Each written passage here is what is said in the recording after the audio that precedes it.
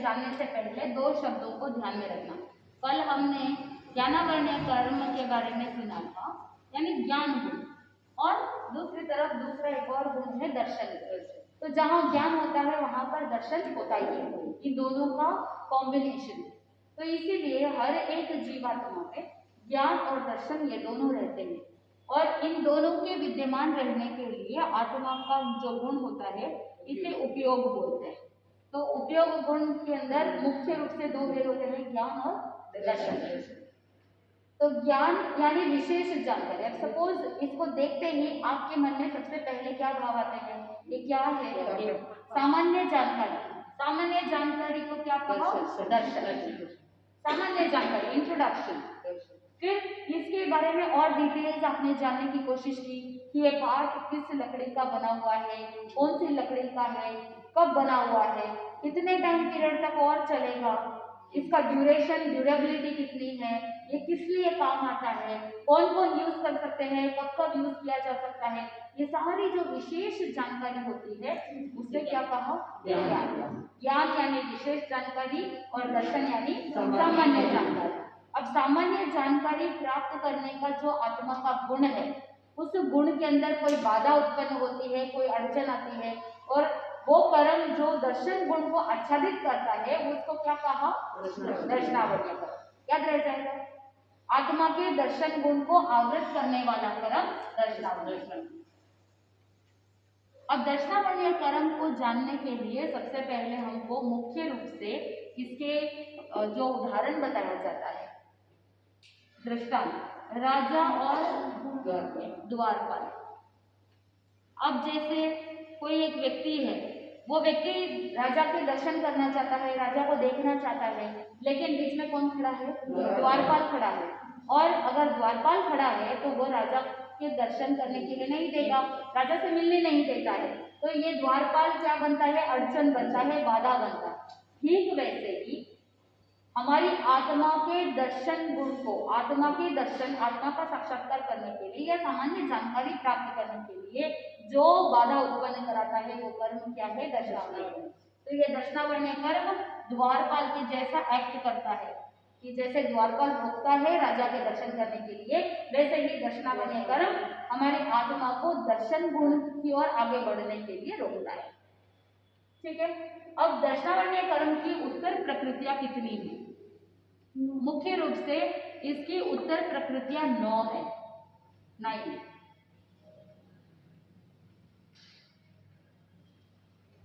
इसको ध्यान से समझना। उत्तर प्रकृतियों को समझने के लिए 2 कैटेगरी बना दी है। सबसे पहले जो दर्शन गुण से संबंधित रखता है, यानी डायरेक्ट आत्मा के दर्शन गुण को जो घात पहुंचाता है वो 4 है, और जो इनडायरेक्टली निद्रा संबंधित है और जो इनडायरेक्टली आत्मा का घात या दर्शन गुण का घात करता है वो 5। तो 4 की एक कैटेगरी बन जाती है और 5 की एक कैटेगरी बन जाती है। तो यहाँ पर ये 4 की कैटेगरी में कौन कौन है? चक्षु दर्शनावरण, यानी जो आप बोलते हैं ना 4 दर्शन के, 5 ज्ञान के, 3 अज्ञान के, 4 दर्शन के उपयोग के अंदर 12 बताते हैं ना, तो उसमें चक्षु दर्शन, अचक्षु दर्शन, अवधि दर्शन और केवल दर्शन। तो दर्शन का महत्व क्या है ये भी जानना बहुत जरूरी है। दर्शन के बिना ज्ञान हो सकता है क्या? नहीं हो सकता है। सबसे पहले व्यक्ति किसी भी चीज के बारे में ज्ञान प्राप्त करना चाहता है तो पहले वो या 5 इंद्रियों से, चाहे चक्षु से या बाकी इंद्रियों से या मन से, पहले उसकी सामान्य जानकारी, इंट्रोडक्शन तो होता ही है। तो दर्शन के बिना ज्ञान हो नहीं सकता। तो चक्षु दर्शनावरण, अचक्षु, फिर अवधि दर्शनावरण, फिर केवल दर्शनावरण।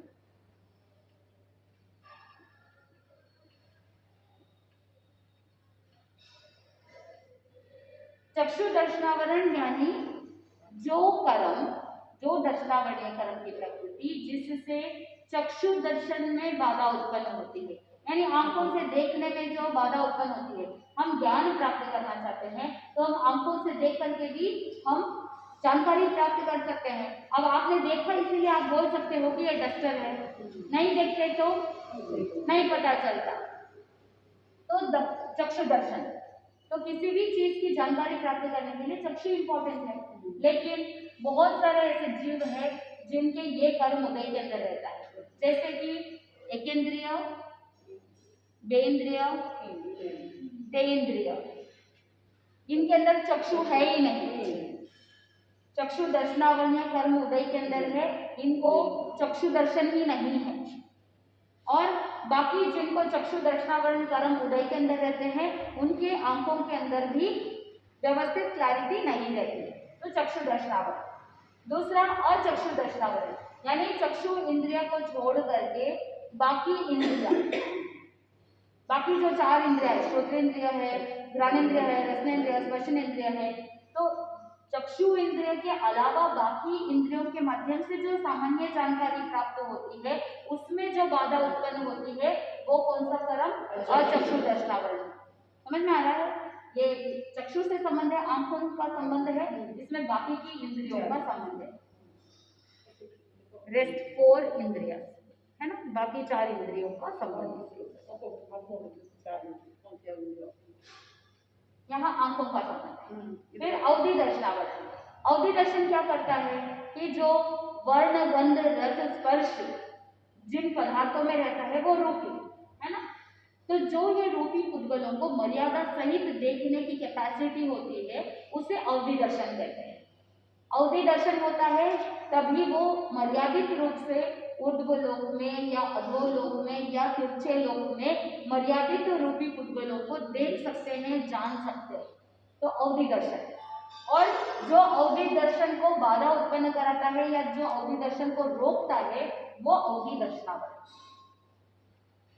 फिर अंतिम में आता है केवल दर्शनावरण, यानी जो समस्त लोक के अंदर तीनों काल, भूत, वर्तमान और भविष्य, तीनों कालों को जानने की जो क्षमता होती है, उसमें जो रुकावट आती है, उसमें जो आवरण आता है, वो क्या कर्म है? केवल दर्शनावरण। अगर केवल दर्शनावरण है तो फिर केवल ज्ञान ही प्राप्त नहीं हो पाता है, क्योंकि केवल दर्शनावरण कर्म उदय में है तो केवल ज्ञानावरण कर्म भी उदय में लगेगा, क्योंकि ज्ञान और दर्शन दोनों साथ साथ चलते हैं। यहाँ पर एक प्रश्न खड़ा हो सकता है कि जैसे ज्ञान कहाँ से, मति ज्ञान, शुद्ध ज्ञान, तो मति ज्ञान, शुद्ध ज्ञान का संबंध इंद्रियों से है, तो वहां पर चक्षु दर्शन और चक्षु दर्शन का काम रहता है। अवधि ज्ञान के पीछे कौन सा दर्शन? अवधि दर्शन। फिर मन पर्याय ज्ञान के पीछे कौन सा दर्शन? क्या कोई दर्शन है? दीक्षा लेने के बाद होता है। हाँ, तीर्थंकर भगवंतों को दीक्षा लेने के बाद मन पर्याय ज्ञान होता है। लेकिन जैसे हम आपको बता रहे हैं कि ज्ञान और दर्शन दोनों साथ साथ चलते हैं, तो हम एक दूसरे के साथ कनेक्शन जोड़ ही रहे हैं कि जैसे अवधि ज्ञान मतलब अवधि दर्शन भी साथ में रहेगा, केवल ज्ञान है मतलब केवल दर्शन साथ में रहेगा। करेक्ट है ना? तो फिर मन पर्याय ज्ञान के पीछे कोई दर्शन नहीं है, कौन सा दर्शन? वो मन के थ्रू हो रहा है ना, तो अचक्षु दर्शन का संबंध रहता है, उसके लिए अलग से मन पर्याय दर्शन करके नहीं है, ठीक है? वो अचक्षु दर्शन के अंदर ही आ जाता है। समझ में आ गया? तो ये 4 की एक कैटेगरी है दर्शन संबंधित, जो डायरेक्ट दर्शन गुण को घात पहुंचाता है। ये 4 प्रकृतियां। इन 4 के अलावा बाकी निद्रा संबंधित 4 और है जो इनडायरेक्टली दर्शन गुण को आच्छादित करता है। ये 5 जो है निद्रा संबंधित। तो 5 प्रकार की निद्रा कौन कौन सी है? सबसे पहली है निद्रा, यानी सुखपूर्वक सोना और सुखपूर्वक उठना। जैसे माँ ने बेटे को सुबह उठा दिया कि बेटा उठ जाओ, स्कूल जाना है, और वो तुरंत इमीडिएटली क्या करेगा? उठ जाएगा, निद्रा। दूसरा है निद्रा निद्रा, 10 बार उठाने के बाद भी उठते नहीं, यानी तड़पते या तकलीफ देख देख करके ही सोते हैं, बहुत मुश्किल से नींद आती है और उठते हैं तो भी मुश्किल से उठते हैं, निद्रा निद्रा। तीसरा है प्रचला। प्रचला का मतलब होता है खड़े खड़े सो जाना या बैठे बैठे सो जाना, प्रचला। फिर चौथा है प्रचला प्रचला। इसमें 2 बातें आ जाती है, या तो चलते चलते सो जाना या नींद में चलना। तो ये कौन सा है? प्रचला प्रचला। बहुत से ऐसे लोग होते हैं जो नींद में चलते हैं, वो कौन सी निद्रा? प्रचला प्रचला।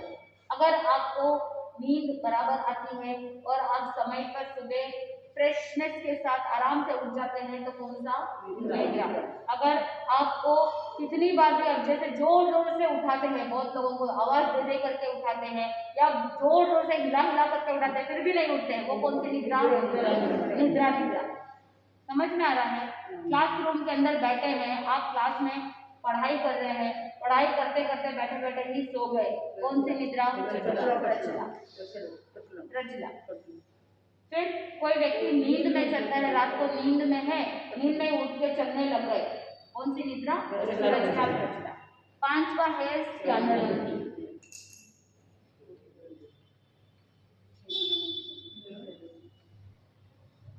स्कैनर्दी निद्रा जो है वो तीव्र कषाय उदय के अंदर आते हैं, अनंतानुबंधी क्रोधवान माया लोग उदय में आते हैं, उस समय स्कैनर्दी निद्रा। स्कैनर्दी निद्रा का मतलब क्या है कि दिन में सोचे हुए काम को रात्रि के समय में नींद में से उठ करके उस काम को पूरा कर देना। अभी वर्तमान में इस पंचमारे में स्कैनर्दी निद्रा अवेलेबल नहीं है, तो टेंशन लेने की जरूरत नहीं। अगर पहले आयुष्य नहीं बांधा है किसी जीव ने और स्कैनर्दी निद्रा आई है तो डेफिनेटली आगे चल करके वो नरकति में जाता है। तो ये वज्र ऋषभ नाराज सनन जिसको होता है, जब हम बड़े बड़े ठोकरे करेंगे उसमें आपको पता चलेगा वज्र ऋषभ नाराज सनन क्या है। तो सनन का मतलब है हड्डियों की रचना। तो वज्र ऋषभ नाराज सनन एक ऐसी हड्डियों की रचना है जो बहुत ही व्यवस्थित रूप से इतना टाइटली एक दूसरे के हड्डियों के साथ कनेक्शन रहता है कि ऊपर से नीचे गिरे तो भी हड्डी टूटती नहीं। अभी वर्तमान में वो सनन नहीं है। तो वज्र ऋषभ नाराज सनन होना और सातवीं नरक में नरक गति में जाने जैसे कर्म है। तो ऐसा तीव्र अनंतानुबंधी कषाय अभी आप करते नहीं है। और अगर बहुत ज्यादा तीव्र पाप उदय के अंदर आता है तो स्कैनर्दी निद्रा आती है। तीव्र पाप उदय, दिन में सोचा हुआ कार्य रात्रि में नींद में से उठ करके। अब जैसे दिन में सोचा हुआ था कि तिजोरी की सेफ्टी बहुत इंपॉर्टेंट है, तिजोरी की सेफ्टी करनी चाहिए। पुराने जमाने में वो आभूषण सब संदूक में रखते थे, है ना। तो दिन में ये बात सोची, लेकिन फिर जब स्कैनर्दी निद्रा आती है तो वो व्यक्ति रात को उठता है।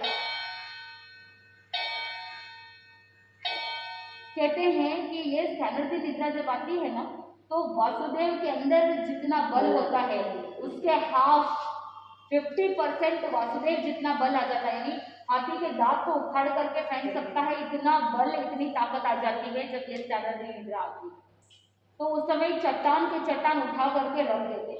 तो दिन में सोचा था कि आभूषणों की तिजोरी की सेफ्टी करनी बहुत जरूरी है। तो जब स्कैनर्दी निद्रा आती है तो वो व्यक्ति क्या करता है कि रात्रि के समय में उठता है, उठ करके अपने आभूषणों को लेकर के जाता है, चट्टान को अपने हाथों से उठा करके साइड में रखता है, जमीन को खोद करके वो सारे आभूषणों को गाड़ देता है, फिर वापस ऊपर चट्टान रख देता है। फिर सुबह उठता है, याद नहीं रहता है कि क्या हुआ है। फिर 6 महीने बाद पुनः स्कैनर्दी निद्रा आती है और फिर वो व्यक्ति क्या करता है, वापस जा करके चट्टान से निकाल करके वो वापस आभूषण लेकर के वापस अपनी जगह पर रख देता है। तो ये स्कैनर्दी निद्रा, ये बहुत बार अगर नेगेटिव है तो अनर्थ भी कराती है। तो ऐसे स्कैनर्दी निद्रा शुभ नहीं है। तो दर्शनावर्ण्य कर्म की उत्तर प्रक्रिया कितनी है? टोटल 9। 4 दर्शन गुण को डायरेक्ट भाग पहुंचाने वाली चक्षु दर्शन, अचक्षु दर्शन, अभिदर्शन और केवल दर्शन इसके संबंधित, और 5 जो है निद्रा संबंधित, निद्रा, निद्रा निद्रा, प्रचला, प्रचला प्रचला और स्कैनर्दी। समझ में आ गया? ये 9 उत्तर प्रक्रिया। उसके बाद जो बंध के कारण है वो बंध के कारण 6 है। जैसे ज्ञानावरणीय कर्म के बंध के कारण 6 बताए थे, सेम है। जहाँ ज्ञान और ज्ञानी बोलते हैं वहां पर हमको क्या करना है? दर्शन और दर्शनी। जैसे बंध के कारण 6 क्या थे कि ज्ञान तथा ज्ञानी के निंदा करना है, तो यहाँ पर क्या होगा? दर्शन तथा दर्शनी की निंदा करना, दर्शन तथा दर्शनी के नाम को छिपाना, फिर उनकी आशापना करना और उसके साथ अंतराय डालना और पांचवा कारण बताया गया है दर्शन तथा दर्शनी के प्रति द्वेष भाव रखना, उनके साथ झूठा विवाद करना। तो सेम कारण, जिनके अंदर दर्शन गुण होता है वो दर्शनी, ज्ञान जिनके पास होता है वो क्या कहलाता है? ज्ञानी। वैसे ही जिनके पास दर्शन होता है वो क्या कहलाता है? दर्शनी। मतलब ज्ञान और दर्शन साथ में चलते हैं तो इसीलिए बंध का कारण सेम है, क्योंकि ज्ञान और दर्शन साथ में रहते हैं तो बंध का कारण भी दोनों के सेम है। ज्ञानावरणीय कर्म के बंध के कारण जो है, दर्शनावरणीय कर्म के बंध के कारण भी सेम है, दोनों के सेम। इसके भी 6 है, इसके भी 6 है, सेम कारण। फल भोग जो है वो फल भोग ये 9 है। जो उत्तर प्रकृतियां है, ज्ञानावरणीय कर्म बांधते हैं तो साथ साथ में दर्शनावरणीय बन ही जाते हैं। साथ में बनते हैं, क्योंकि जो ज्ञानी होगा वो दर्शनी भी होगा। सही है ना? साथ में ही होता है, पहले दर्शन फिर ज्ञान, दोनों साथ में ही रहते, दोनों का सेम। फल भोग, अब आपको पता है ज्ञानावरणीय कर्म का जो फल भोग था वो 10 थे इंद्रियों के संबंधित। यहाँ पर फल भोग क्या होगा? सेम। चक्षु दर्शनावरण, अचक्षु दर्शनावरण, अवधि दर्शनावरण, केवल दर्शन, यानी इन सब में बाधा आती है। और साथ में ये 5 निद्रा संबंधी। अगर आपको प्रवचन सुनते सुनते नींद आ रही है तो वो दर्शनावरणीय कर्म उदय के अंदर है और उसका फल आप भोग रहे हैं। समझ में आ रहा है? आप प्रवचन सुनते सुनते नींद आ रही है, या आप जैसे बैठे बैठे नींद आ रही है तो प्रचला, खड़े खड़े नींद आ रही है तो प्रचला, चलते चलते नींद आ रही है। आप किसी व्यक्ति से बात कर रहे थे, बात करते करते चलते चलते बात कर रहे हो और बीच में झपकी आ गई, प्रचला प्रचला। समझ में आ रहा है? तो जो उत्तर प्रकृतियां 9 है वो ही इसका फल भोग है। कि चक्षु दर्शन में रुकावट आती है, अचक्षु दर्शन में रुकावट आती है, अवधि दर्शन में, केवल दर्शन में रुकावट आती है। ये सब फल भोग सेम याद रह जाएगा। स्थिति भी ज्ञानावरणीय कर्म के जैसा ही सेम है, क्योंकि दोनों साथ साथ रहते हैं। तो स्थिति क्या है? जगन्य अंतर मोहरत और उत्कृष्ट थोड़ा कोई सावरोगा। और अबाधा काल भी सेम है, जगन्य अंतर मोहरत और उत्कृष्ट 3000 वर्ष। अबाधा काल मतलब इतना टाइम पीरियड जहाँ पर कर्म के माध्यम से कोई भी बाधा जीव को नहीं आती। तो ये दर्शनावरणीय कर्म। आपका प्रश्न ये है कि जैसे अभी आप बैठे हैं, बैठे बैठे आपको नींद आ गई सुनते सुनते, तो बैठे बैठे या खड़े खड़े नींद आना मतलब प्रचला है ना। तो ये दर्शनावरणीय कर्म के कारण से हो रहा है, कर्म उदय में आया है, उसका फल आप भोग रहे हैं, ये फल भोग है।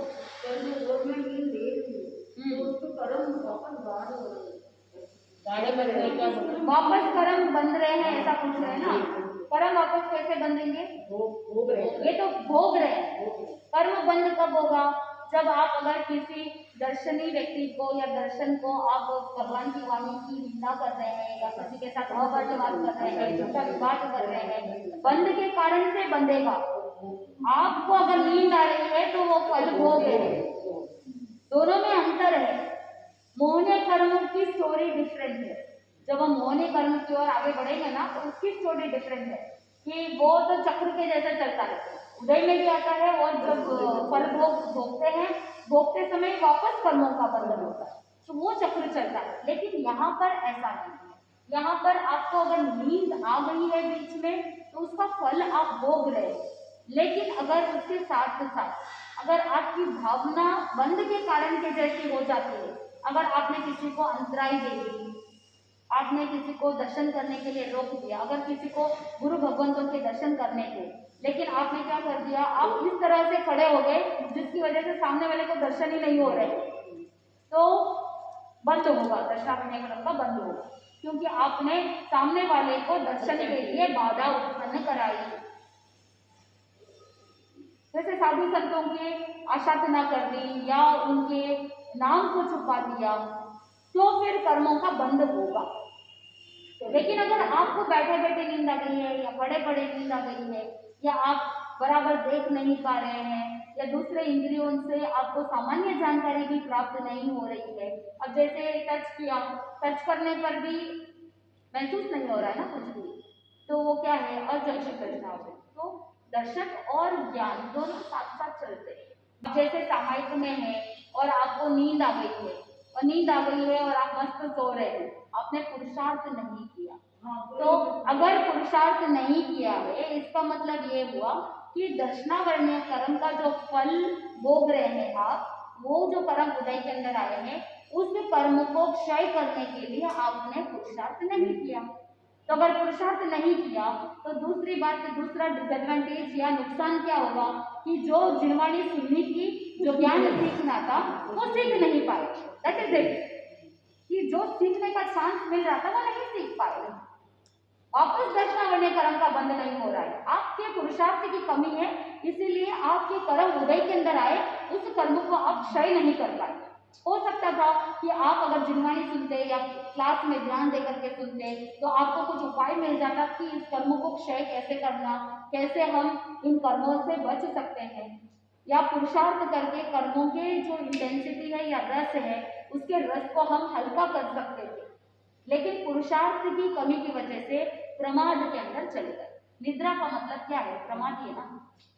तो जहां प्रमाद है वहां पर हिंसा है, क्योंकि तत्पर सूत्र के अंदर कहा जाता है प्रमत्त योगात प्राण व्यवरोहणम हिंसा, यानी जहां पर प्रमत्त अवस्था की वजह से, प्रमाद की वजह से मन वचन काय जो योग है, तीनों योग, वो योग अशुभ में चले जाते हैं, क्योंकि प्रमाद हो, चाहे वो निंदा हो, चाहे विकता हो, चाहे मध्य हो यानी मद हो, अहंकार हो, या चाहे विकता हो, ये जो 5 प्रकार के विषय है, 5 इंद्रियों के विषयों के अंदर रहना, ये 5 प्रकार के जो प्रमाद है, इन 5 प्रकार के प्रमाद के वजह से आत्मा अशुभ परिणाम में रहती है। और जब भी अशुभ परिणाम में रहती है, चाहे निंदा कर रहे हैं या चाहे निद्रा कर रहे हैं, ये प्रमाद है। और जहां प्रमाद होगा वहां पर हिंसा होगी, और जहां हिंसा होती है पुनः नए कर्मों का बंधन सहज में होता है। क्योंकि आपको मैंने बताया था कल भी कि एक एक्टिविटी के पीछे 7 कर्म या 8 कर्मों का बंधन होता है। तो मुख्य रूप से ये कारण बताए जाते हैं कि कर्मों का बंधन इन कारणों से होता है, क्योंकि कहीं ना कहीं हर एक एक्टिविटी में इन कारणों में से कोई ना कोई एक कारण मिल ही जाता है। अब जैसे आप सुन रहे हैं क्लास में सुनते सुनते आपको नींद आ गई, तो आपने ज्ञानी की क्या कर दी? नींद ले रहे हैं, तो ये आपने उनकी बात नहीं सुनी, बराबर। एक तरफ आपके दर्शनावरणीय कर्म का उदय है, आप उसका फल भोग रहे हैं, ठीक है। सेकंड, ज्ञानावरणीय कर्म का बंध क्यों हो रहा है?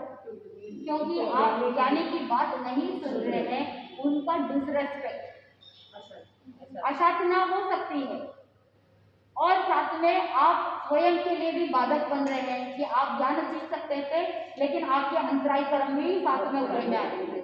मतलब कर्म जब उदय में आते हैं तो सिर्फ एक कर्म एक टाइम में नहीं आते, दूसरे सारे कर्म भी साथ में थोड़ा थोड़ा थोड़ा करके उदय में आते हैं। आपके अंतराय कर्म है कि आप ज्ञान नहीं सीख पा रहे हैं, पुरुषार्थ नहीं कर पा रहे, करेक्ट। तो वीर्य अंतराय कर्म, अंतराय कर्म को जब हम सुनेंगे सीखेंगे तो उस समय आपको पता चल जाएगा कि आपको बाधा उत्पन्न हो रही है कि आप ज्ञान नहीं सीख पा रहे हैं। तो दर्शनावरणीय कर्म के साथ साथ ज्ञानावरणीय कर्म भी उदय में है, अंतराय कर्म भी उदय में है, कि आप ज्ञान सीखने के लिए उद्यम नहीं कर पा रहे हैं, पुरुषार्थ नहीं कर पा रहे, तो एक साथ दूसरे दूसरे कर्म भी उदय के अंदर आ जाते हैं। तो इस तरह से डायरेक्टली इनडायरेक्टली कर्मों का बंधन होता रहता है, दूसरे दूसरे कर्म साथ में उदय में आते रहते हैं। तो इसीलिए कर्म फिलॉसफी बहुत विशाल है, बहुत बारीकी से समझना, सिर्फ रटने से काम नहीं बनता है। हमारी हर एक क्रिया, हमारी हर एक एक्टिविटी हमारे साथ बहुत सारे कर्मों के प्रकृतियों को जोड़ देता है। वो हमें सावधानी रखनी हो कि मैं क्या करूं जिसके कारण से दर्शनावरणीय कर्म क्षय हो सके। उसके लिए क्या करना कि कोशिश ये करना कि जो महापुरुष होते हैं उनका गुण कीर्तन करना। अब जैसे भगवान महावीर स्वामी ने अपने 12.5 वर्ष तक जो साधना काल था, उसमें सिर्फ उनको कितनी नींद आई थी? सिर्फ 2 घड़ी नींद आई थी, 48 मिनट, और उसके अलावा बाकी ऑल टाइम उन्होंने अप्रमत्त अवस्था में। और जयमल जी महाराज साहब के बारे में अगर चिंतन करते हैं तो आचार्य सम्राट पूज्य श्री जयमल जी महाराज साहब 50 वर्ष तक आड़ा आसन नहीं लिया, यानी निद्रा नहीं ली 50 वर्ष तक, यानी उनका कितना पुरुषार्थ था। कि 50 वर्ष तक ध्यान, ज्ञान, ध्यान, जप, तप, साधना, आगम, अध्ययन, स्वाध्याय उसी के अंदर तल्लीन थे। दर्शनावरणीय कर्म को क्षय करने के लिए पुरुषार्थ इतना अधिक किया। तो अगर हम महापुरुषों को प्रतिदिन स्मरण करेंगे तो हमारे भी दर्शनावरणीय कर्म क्या होंगे, हल्के। सेकंड, कोशिश ये करना कि गांव के अंदर जब कोई साधु संत गुरु भगवंत विराजमान होते हैं, प्रतिदिन उनके दर्शन करना, उनको वंदन करना, उनका भक्ति भाव से सेवा शुश्रूषा करना, जिसके माध्यम से हमारे कर्म हल्के हो सके। तो ये सब उपाय है।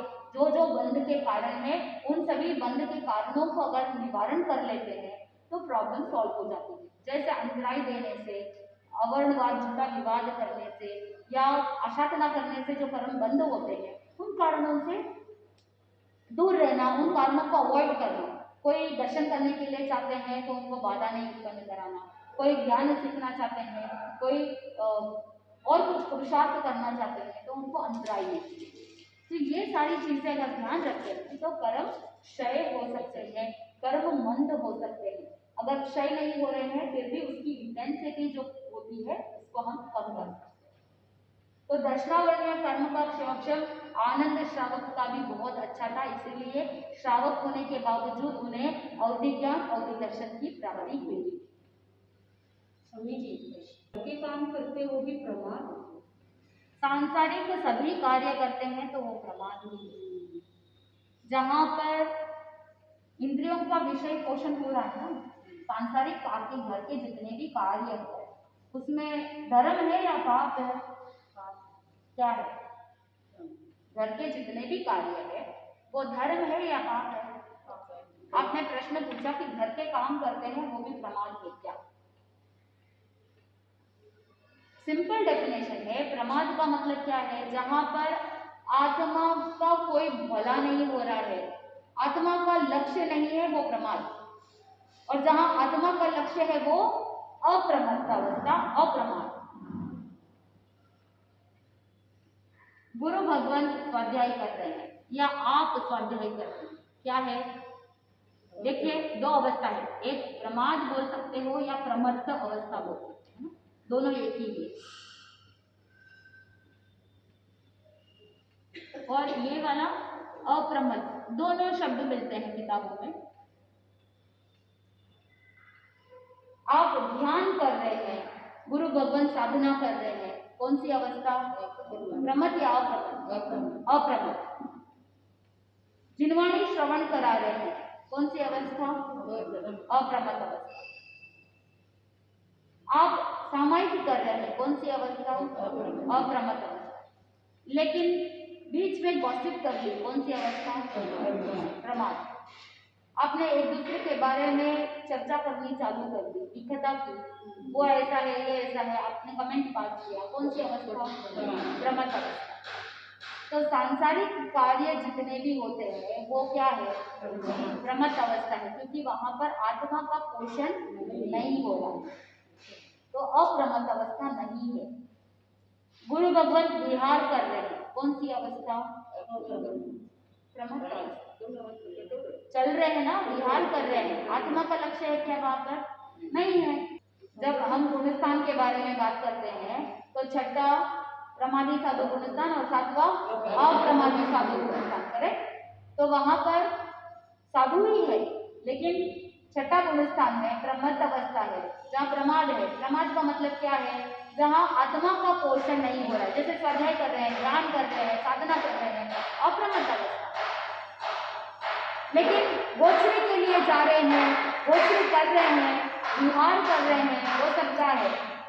प्रमत्त अवस्था। तो विहार तो करना पड़ता है एक जगह से दूसरी। इसीलिए तो साधु के लिए प्रमादी साधु गुणस्थान, अप्रमादी साधु गुणस्थान, तो ये झूले के समान है। कुछ टाइम पीरियड के लिए अप्रमत्त रहते हैं, कुछ पीरियड के लिए प्रमत्त रहते हैं। ये तो चलता रहता है, झूले के जैसे ऊपर नीचे चलते रहते हैं, छठा सातवां शिफ्ट होते रहते हैं। तो अब जैसे आप घर गृहस्थी के सारे कार्य करते हैं तो वहाँ प्रमाद है, लेकिन फिर आपने सोचा बहुत काम कर लिया, अब थोड़ा मेरे आत्मा के लिए कुछ कर लूँ, आपने सामायिक कर लिया, आपने ध्यान कर लिया, आपने स्वाध्याय कर लिया, अप्रमत्त अवस्था। ये झूले के जैसे चलता रहता है, समझ में आ रहा है? दोनों चलते हैं, ऐसा नहीं है कि अप्रमत्त अवस्था में आने के बाद कभी जीवन में कभी प्रमत्त अवस्था आएगी ही नहीं, ऐसा नहीं है। कोई भी लब्धि होती है, चाहे वो वैक्रिय लब्धि हो, चाहे आहारक लब्धि हो, कोई भी लब्धि होती है विशेष कैपेसिटीज, वो सारी लब्धियां कब छोड़ी जाती है? प्रमाद अवस्था में। आत्मा का कोई भला है क्या? कोई वैक्रिय शरीर से वैक्रिय करता है, अलग अलग रूप बनाता है, उसमें अप्रमत्त अवस्था है या प्रमत्त अवस्था है? प्रमत्त अवस्था। प्रमत्त अवस्था। तो जितनी भी लब्धियां फोड़ी जाती है कौन सी अवस्था में? प्रमत्त अवस्था में। उसमें आत्मा का लक्ष्य नहीं है। जहाँ प्रमाद होता है वहीं पर वो लब्धियों को फोड़ेंगे, लब्धियों का प्रयोग करेंगे, और जो अप्रमत्त होते हैं वो कभी लब्धि का प्रयोग नहीं करते। जैसे ऊपर के देव लोग, जैसे 9 द्रव्य और 5 अणुत्तर विमान, उनके अंदर कैपेसिटी है कि वे वैक्रिय शरीर का उपयोग कर सकते हैं, तीर्थंकर भगवंतों की सेवा में भी आ सकते हैं, लेकिन वो अपने स्थान से कहीं भी जाते नहीं है। वो हमेशा 5 अणुत्तर विमान के जो जीव होते हैं वो अप्रमत्त रहते हैं, स्वाध्याय के अंदर तल्लीन रहते हैं, वैक्रिय शक्ति की ताकत रहती है, फिर भी वैक्रिय शक्ति यूज नहीं करते। जैसे कोई जीव अयोगी केवली गुणस्थान 14वें गुणस्थान तक पहुंच जाते हैं। अयोगी का मतलब क्या? मन वचन काया नहीं है? नहीं है क्या उनके? कोई एक व्यक्ति है, उसके 14वें गुणस्थान तक वो पहुंच गया है। 14वें गुणस्थान का नाम है अयोगी केवली गुणस्थान, यानी केवली है लेकिन अयोगी है। तो क्या उनके मन नहीं है क्या? मन गायब हो गया? नहीं, मन है, वचन है, काया शरीर है, फिर भी अयोगी बोला। क्यों? यूज नहीं करते। और जब यूज नहीं कर रहे हैं कौन सी अवस्था? अप्रमत्त अवस्था, क्योंकि उनको शरीर से, वचन से, मन से कोई लेना देना नहीं है। उनको लेना देना किससे है? आत्मा से। केवल ज्ञान के द्वारा ही देखते हैं, केवल ज्ञान के द्वारा ही जानते हैं, समझते हैं। समझ में आ गया प्रमत्त और अप्रमत्त अवस्था? अच्छा, आपका कहने का मतलब ये है कि भगवान की आज्ञा में जो कुछ भी क्रियाएं नहीं है, जो भी क्रियाएं आप भगवान की आज्ञा के बिना करते हैं तो वो प्रमाद है। आपका ये कहना है?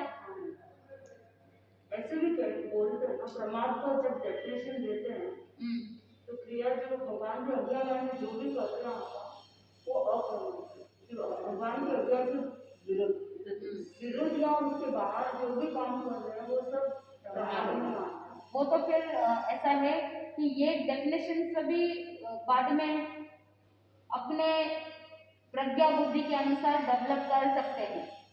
ऐसा आप बोलते हैं कि भगवान की आज्ञा के अलावा जो कार्य होता है वो प्रमाद है।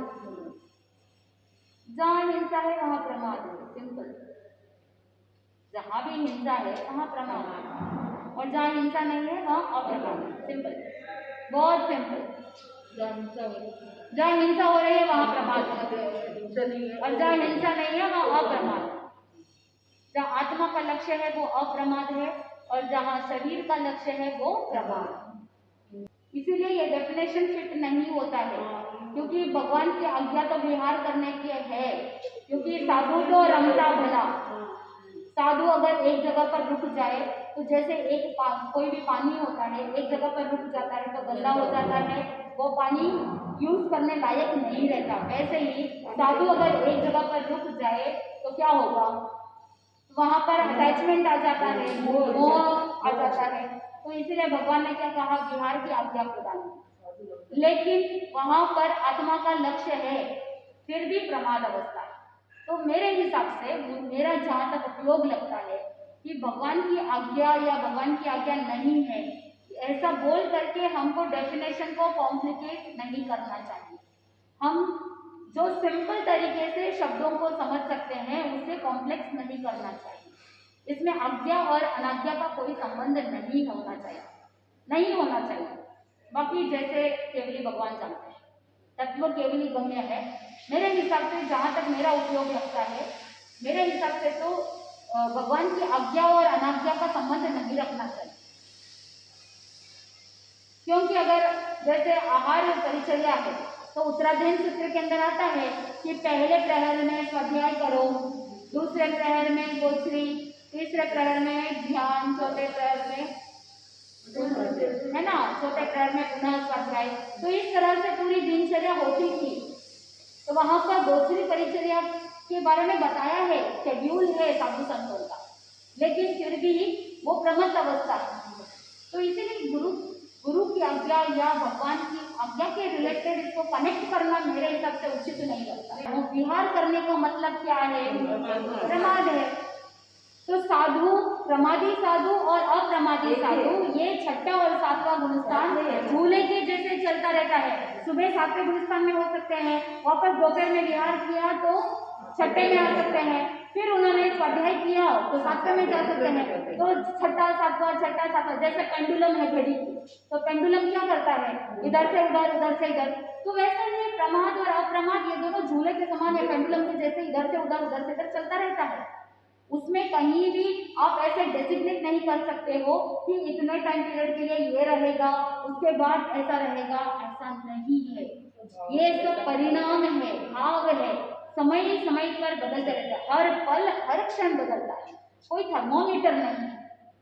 अब आप यहाँ पर बैठे हैं, सामायिक कर रहे हैं, सामायिक करना आत्मा का लक्ष्य है, लेकिन फिर भी सामायिक करते करते बहुत बार, बहुत टाइम तक मन डोल जाता है, अप्रमत्त होने की कोशिश करते हैं, फिर भी प्रमाद आ ही जाता है, बहुत बार आता है ना। किसी की निंदा हो ही जाती है, कभी किसी की आशादना हो जाती है, कभी कुछ ऐसे अहंकार आ जाता है। देखो किसी ने अगर कॉम्प्लीमेंट दे दिया कि भाई तुम बड़े ज्ञानी हो, तो थोड़ा सा मत वहां पर आ ही जाता है। तो ऐसे कितना कोशिश करते रहते हैं। तो ये हमारी जो कोशिश है, उन 48 मिनट के लिए कोशिश है। ज्ञानी जन कहते हैं कि अगर कोई साधक 48 मिनट के लिए, यानी एक अंतर मुहूर्त टाइम पीरियड के लिए भी अगर ये जो 14 गुणस्थान का जो खेल है ना, वो सारा खेल सिर्फ एक अंतर मुहूर्त का है। जब गुण श्रेणी चढ़ते हैं 8वें गुणस्थान से, तो 8वें से लेकर के 14वें तक की जो यात्रा है, विद इन अंतर मुहूर्त पूरा कंप्लीट हो सकता है। एक एक गुणस्थान अंतर मुहूर्त तक रह सकता है। सहयोगी केवली गुणस्थान लंबे समय तक चल सकता है। अगर कोई केवली है तो 13वां गुणस्थान और लंबा समय चल सकता है, लेकिन अंतर मुहूर्त के अंदर अंदर भी पूरा काम समाप्त हो सकता है। ये सारी जो प्रैक्टिस हम कर रहे हैं ना, सामायिक करना, प्रतिक्रमण करना, पोषक करना, ये सारी जो क्रियाएं हम करते हैं, वो सारा एक प्रैक्टिस है, रिहर्सल है। किसके लिए? उस एक अंतर मुहूर्त के लिए, कि ऐसा अंतर मुहूर्त जब वो 48 मिनट्स के लिए हमारी मन वचन काय योग इतना निग्रहित हो कि हम केवल ज्ञान, केवल दर्शन को प्राप्त करके आत्मा को मोक्ष की ओर ले जाए। तो ये जो भी हम कर रहे हैं ना, वो सब किसके लिए है? उन 48 मिनट के लिए। समझ में आ रहा है? हम प्रतिक्रमण करते हैं, बहुत बार मन लगता है, बहुत बार मन नहीं लगता है, बहुत बार सामायिक भी करते हैं, ज्ञान सीखने की कोशिश करते हैं, बहुत सारी बातें याद रहती है, बहुत सी बातें याद नहीं रहती है, बहुत सी बातें दिमाग से ऊपर चली जाती है, कुछ समझ में आता है, कुछ समझ में नहीं आता है। ये सारी सिचुएशन बनती है, फिर भी हम प्रयास करते हैं, मेहनत करते हैं। जैसे जैसे हम ज्ञान सीखने में हम मेहनत करते हैं, उद्यम करते हैं, वैसे वैसे ज्ञानावरणीय दर्शनावरणीय कर्म पक्ष सक्षम होता है, और वैसे वैसे ज्ञान बढ़ता है, और वैसे वैसे पुरुषार्थ भी बढ़ता है। और जब पुरुषार्थ बढ़ता है तो कर्म हल्के होते होते फिर हम वहां तक पहुंच जाते हैं। आपको क्या लगता है कि जिंदगी में एक बार संयम ले लिया चैप्टर क्लोज हो जाता है क्या? ऐसा नहीं है। अभी हम भगवान महावीर स्वामी के जीवन के बारे में प्रवचनों में सुन रहे हैं, तो अभी यात्रा प्रारंभ हुई है, लेकिन संयम की यात्रा अब चालू हुई है। भगवान महावीर स्वामी की जो 16वां भाव है, विश्वबुद्धि का भाव, उसमें उन्होंने संयम अंगीकार किया। पहले भाव में सम्यक्त्व मिला, फिर मिथ्यात्व आया, फिर सम्यक्त्व, अब 16वें भाव में उन्होंने संयम अंगीकार किया। तो सिर्फ एक बार संयम लेने से काम बनेगा नहीं, ऐसे कितनी ही बार ये जीव संयम लेता है, पुरुषार्थ करता है, अनंत अनंत कर्म आत्मा के साथ जुड़े हुए हैं। तो धीरे धीरे 1 by 1 कर्म क्षय होते जाते हैं, नए बंधते जाते हैं। तो हम पुरुषार्थ करते जाते हैं ताकि वो कर्म कम होते जाए, और कर्म हल्के करने के प्रयास में कितनी बार संयम लेते हैं, तब जाकर के यात्रा क्या हो जाती है? सीमित हो जाती है। और जब भवी जीव होता है, वो असंख्यात भव करके भी मोक्ष में जा सकता है, और शायद समेत है तो तीसरे भाव में मोक्ष जा सकता है, नहीं श्रावक बन रहा है तो 7-8 भाव में मोक्ष जा सकता है या 15 भाव में मोक्ष जा सकता है। Everything depends on the capacity, अपने पुरुषार्थ के ऊपर निर्भर करता है। कोई स्लो मोक्ष जाते हैं, कोई फास्ट मोक्ष जाते हैं। सब कुछ किसके ऊपर निर्भर करता है? हमारे पुरुषार्थ के ऊपर निर्भर करता है, हमारी दृढ़ता के ऊपर निर्भर करता है। तो चाहे कितनी भी क्रिया कर लो, सबसे इम्पोर्टेंट है दर्शन शुद्ध होना। दर्शन शुद्ध है तो ये जीव अटकाव और भटकाव में नहीं जाता। अगर दर्शन शुद्ध नहीं है तो फिर संसार परिभ्रमण चालू रहता है, क्योंकि मिथ्यात्व समझ में आ रहा है। तो पिछले 3 दिनों से प्रवचन में भी यही चल रहा है कि दर्शन शुद्ध होना बहुत महत्वपूर्ण है। दर्शन शुद्ध रहता है तो यात्रा आगे बढ़ जाती है, और जैसे ही दर्शन की अशुद्धि हो जाती है तो डाउनफॉल। तो दर्शन को शुद्ध रखना बहुत जरूरी है। तो ज्ञानावरणीयकरण और फिर दर्शनावरणीयकरण, पुरुषार्थ करना ताकि आपको ज्ञान सुनते सुनते या ज्ञान सीखते सीखते नींद नहीं आए। उसके लिए क्या करना पड़ेगा? नींद आने के बहुत सारे कारण हैं कि एक कारण तो दर्शनावरणीयकरण है, दूसरा रात को बहुत से लोगों को नींद नहीं आती, अनिद्रा की प्रॉब्लम है। जब अनिद्रा की प्रॉब्लम होती है, इंसोम्निया जिसे कहते हैं, यानी हार्मोनल डिस्टर्बेंस होता है तो नींद नहीं आती, या स्ट्रेस एंजाइटी डिप्रेशन है तो भी नींद नहीं आती, बहुत ज़्यादा विचार कर रहे हैं, सोच रहे हैं, ओवर थिंकिंग कर रहे हैं तो भी नींद नहीं आती। बहुत सारे कारण हैं। मोटापा बढ़ जाता है तो नींद नहीं आती, डिप्रेशन में हो, कोई चिंता सता रही हो तो भी नींद नहीं आती।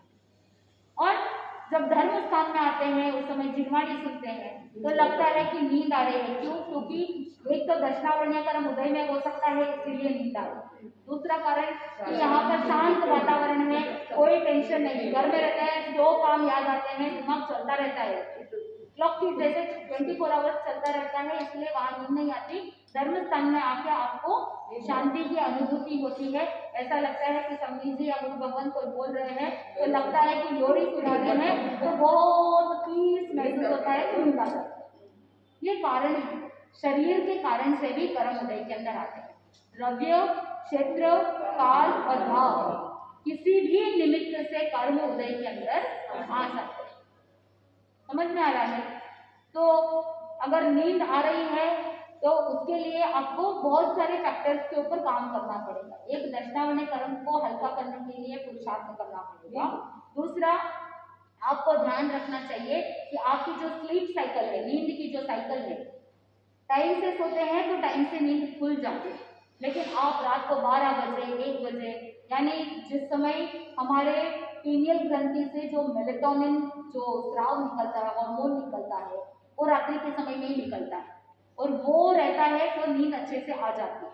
अगर आपने हार्मोन्स को डिस्टर्ब कर दिया, आप रात को 12, 1, 2 बजे सो रहे हो, रात को लाइट ऑन है, तो ब्रेन के अंदर या पीनियल ग्रंथि के अंदर जो मेलेटोनिन हार्मोन जो स्राव निकलने चाहिए थे वो परिपूर्ण मात्रा में नहीं निकल रहे हैं, तो उसकी वजह से भी नींद नहीं आती, फिर आपको गोलियां खानी पड़ती है। और जब आप ऊपर से नींद की टैबलेट्स खाते हैं तो उसके साइड इफेक्ट्स और भी बहुत सारे रहते हैं। फिर वो दिन भर मंद मंद रहता है, फ्रेशनेस फील नहीं होता है। तो इसीलिए पहले से ही व्यवस्थित चलो। अगर आपने खाना पीना भी बराबर नहीं किया है, सात्विक भोजन नहीं किया है, तामसिक भोजन है, बहुत ज़्यादा मिर्च मसाला का भोजन किया है, तो भी अंदर से विकार उत्पन्न होता है। और जब शरीर के अंदर विकार ज़्यादा हो जाते हैं तब भी नींद टाइम से आती नहीं और टाइम से नींद खुलती नहीं, सुखपूर्वक निद्रा आती नहीं और सुखपूर्वक वापस जागृत होते हैं।